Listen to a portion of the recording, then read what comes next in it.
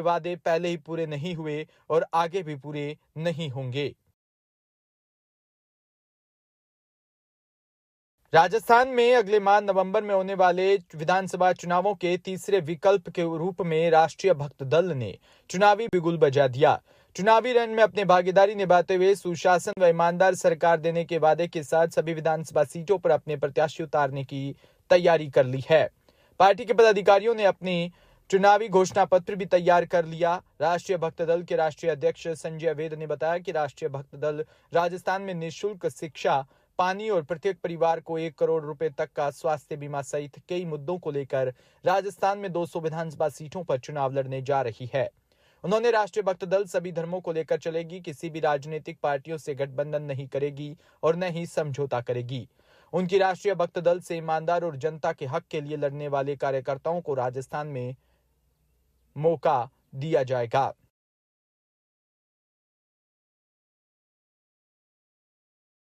मैं आज चुनावी घोषणा पत्र में 15 सदस्यों का जो चुनाव में उतर रहे हैं और प्रचंड हिंदुत्व की विचारधारा लिए हुए उनका स्वागत कर रहा हूं और आपको आज लिस्ट दी जा रही है।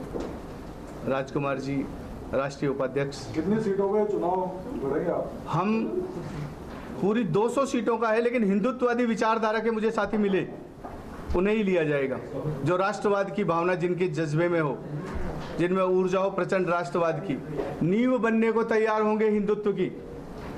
मैं मोदी साहब का प्रबल समर्थक हूं।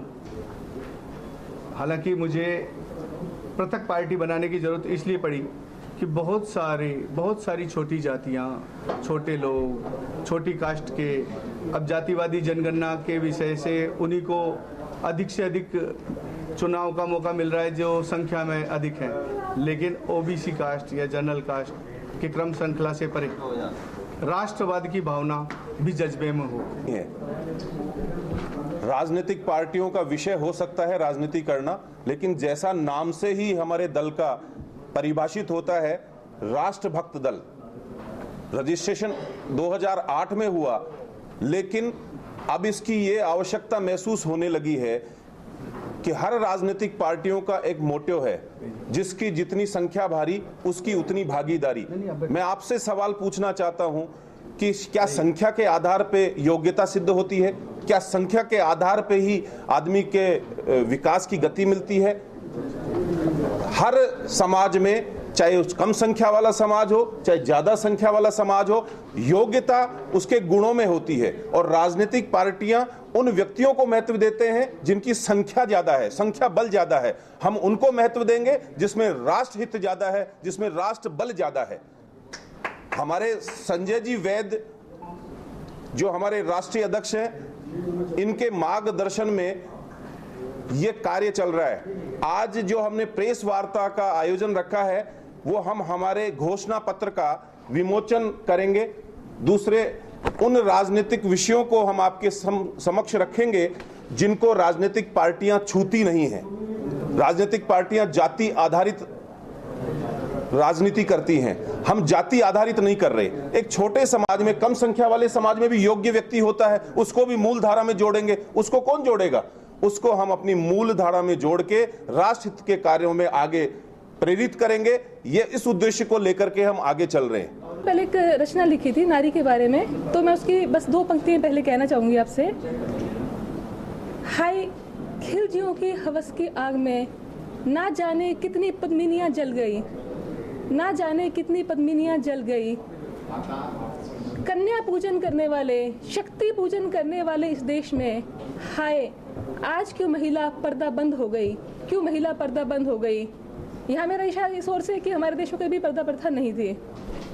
तो हमारे आज की समाज में जो लव जिहाद है वो ऑल टाइम हाई के ऊपर है। आप देखेंगे कितने सारे केसेस मतलब बढ़ता ही जा रहा है। तो इसका क्या कारण हो सकता है?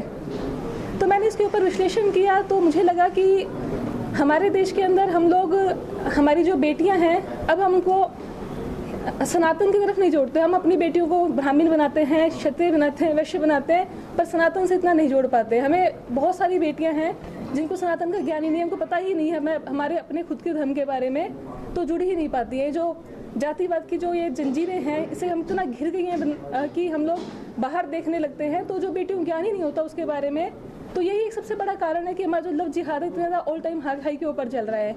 तो मैं प्रतिबद्ध हूँ अपनी लेखनी के माध्यम से और आज राष्ट्रभक्त दल के माध्यम से कि इसके खिलाफ मैं कुछ ना कुछ लिखती रहूंगी। जो चेतना है हमारी, जो महिलाओं के अंदर, हमारी जो बेटियों के अंदर, कारण रहा होगा, मुंह नहीं मोड़ा, पर कोई तो कारण रहा होगा। जिस भाजपा से हम टिकट मांग रहे हैं, अभी तक भाजपा की खुद का पता नहीं है कि अभी वो कब टिकट का शो कर रहे हैं। और जहां से हम इलेक्शन लड़ रहे हैं, जहां जमवा रामगढ़ क्षेत्र से, तो हमारा मोटिव एक ही है, जमवा रामगढ़ बांध की सेवा करना। प्रकृति प्रेमी हूँ, पेड़ पौधों को लेकर के जमवा रामगढ़ की जो आम जनता है वो हृदय से हमारे साथ जुड़ी हुई है, क्योंकि मेरी जन्मभूमि है जमवा रामगढ़ बांध। और सिर्फ महीना भर भी नहीं रहा, तो फिर हम कब तो फॉर्म भरेंगे और कब इंतज़ार करेंगे। और मेरे ख्याल से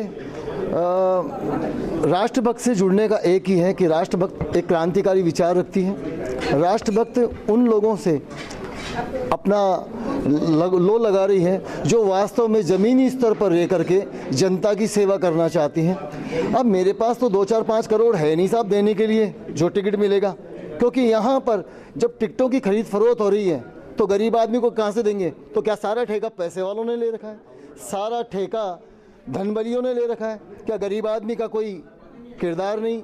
या उसको, देखिए मेरी बात सुनिए, आपसे कुछ छाना नहीं है, आपसे सब पता है आपको। तो फिर एक काम कीजिए ना साहब, मैं मांग रहा हूँ, मैं 15 साल से मांग रहा हूँ, मुझे क्यों नहीं मिला?